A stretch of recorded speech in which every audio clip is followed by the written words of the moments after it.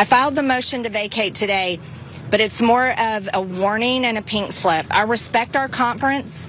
I paid all my dues to my conference. I'm a member in good standing, and I do not wish to inflict pain on our conference and to throw the House in chaos.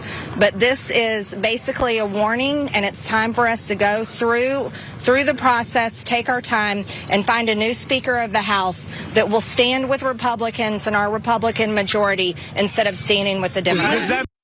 We are so back. The circus of the Republican Party continues. Marjorie Taylor Greene has filed a motion to oust Mike Johnson from the speakership amid anger about the government funding bill that was just passed in the House. It's important to note that Greene isn't yet forcing to vote to remove Johnson as speaker.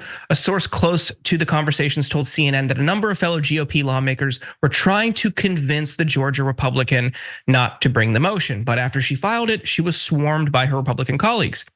Two of the lawmakers who were there, GOP reps Barry Loudermilk and Kat Hammock, were observed to be in an extended conversation with Greene. She said, "We need a Speaker of the House who will fight to secure America's border at all cost. Not one that passes a $1 trillion Democratic wish list that continues the border invasion, funds the weaponized government, and breaks our own conference rules. I'm done with this one." The House would have to consider Greene's motion within 2 legislative days after she is recognized. The chamber heads to recess for 2 weeks on Friday afternoon. The current 1,012-page bill provides $886 billion in funding for the Defense Department, including a raise for US troops. It also covers agencies ranging from the Department of Homeland Security, the IRS, the DOJ, along with Treasury and State Departments. But conservatives said that the legislation was insufficiently conservative, citing the $1.2 trillion price tag. They were particularly infuriated to see $200 million in fresh funding for the new FBI headquarters in Maryland, as well as earmarked funding requested by senators for LGBTQ centers. Representative Eric Swalwell of California said, "Mark my words, Representative Marjorie Taylor Greene will not move to throw Speaker Johnson out. She's all talk. Remember when she promised a vote on Biden's impeachment? I work in professional wrestling. These people aren't serious." Brett, I want to bring you in here. Do you think this is just a publicity stunt from Marjorie Taylor Greene, or will we see a process similar to the one that Matt Gaetz led to oust Kevin McCarthy? Before we continue with the story, we depend on members to keep on going. Don't wait. Click join now on YouTube. I think this is great because she's kind of doing an impression of Matt Gaetz, and the margin is even smaller than it was before. Do they have the votes to hold on to the speakership? Is it still that precarious that you can just basically show up and be like, let's get a new one? And if you got 4 friends, you can just get a new one.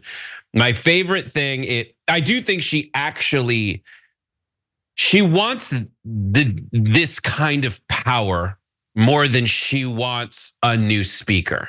She wants to be the one that makes this stuff happen. She wants to be famous for fighting for something. She doesn't understand the totality of what it is to make laws in America and how those laws affect people. She's essentially like the kid at the food court in the mall that's like, well, for dinner, I'd like a bunch of cotton candy. And there's a bunch of grownups around being like, we can't just have cotton candy. But I have to give a hat tip to Eric Swalwell, who's kind of like the unsung funny guy of the House of Representatives. He definitely tweets stuff like this all the time. And when he does, it's part like, I am insulting you and calling you weak, and part reverse psychology and like a dare saying like, you ain't got the guts, hoping that person will jump off the bridge. Yeah, so much of the support for Marjorie Taylor Greene comes from people outside of her district. I mean, she herself is somebody who got radicalized and got involved in politics after being just kind of a Facebook MAGA poster. She got involved with people who were into conspiracy theories and right-wing fringe politics. That prompted her to run for Congress. And that's the game that she knows. It's just viral attention and stunts. So her doing this, I think, is not really built on any principle. We did a story a couple days ago on the main show that she will speak out against these spending bills, but then turn around in her district, celebrate the money that's coming to her district as if she did it when she voted against it. She doesn't really care. She doesn't have any real firm beliefs beyond broad internet conservative. And I think what we're seeing here is another desperate attempt for publicity, hopefully to get some small dollar donations from people around the country. It's pure nonsense. But I don't know. Yeah, there's two kinds of things, it seems like, that create representatives in the Congress. One is the extensive, think Koch brothers, billionaire farm system that goes and finds talent that will be good at giving lip service to populist right-wingers and actually only deliver the kinds of legislation that benefits the billionaires. But this other one is just someone who discovered that they can be big on social media and get elected. Like they can get popular by being terrible. And so you have hundreds and 400 and something legislators in Congress that are in the House of Representatives.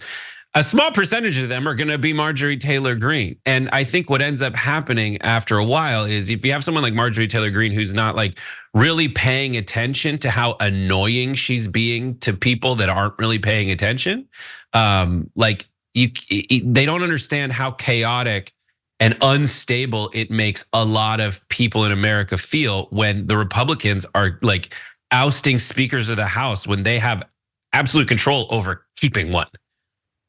Like the folks in the middle who are the ones who are going to really determine this election, the ones who are like, Trump's enough. Like the activities like this are going to make them go like, Republicans by and large are enough. And I'm going to follow Nikki Haley towards supporting Biden. Yeah, I think there's an opportunity for Democrats here to lean into this rather than just dismissing it as calling it a circus, which it is. Any objective observer would realize this is just a publicity stunt, but lean into it. Just let them hash this out. Show your voters, show the base, show the American public, this is who this party has become. And when you have people like Marjorie Taylor Greene, like Matt Gaetz, forcing them to focus on these things instead of doing anything that could benefit people, instead of like they have no real accomplishments that they pioneered, that they pushed forward. Anything that's really passed has been from the Biden administration or must pass spending bills. The Republicans have only been focused on things like this. So push it, lean into it, let them go explain to voters why they've had multiple different speakers over the past year and a half that's come this November. I mean, is it just that they want like border stuff? Is that really all it comes down to? Because there is an argument for like, your average person doesn't really know what the government does. They just know that it's failing at stuff they're mad at. Like someone who lives in Ohio and is like, I love America. I hate the government. I need something to blame for why I'm upset. Is probably just gonna be like, it's immigrants, man. And so they'll gravitate toward the person who's doing something because they don't like immigrants. Like there's so many people who vote based on immigration in areas where it doesn't affect them at all, that like maybe that's who it appeals to. And they're, obviously trying to rile up the base to maybe counteract all the people that they're losing by being so damn annoying.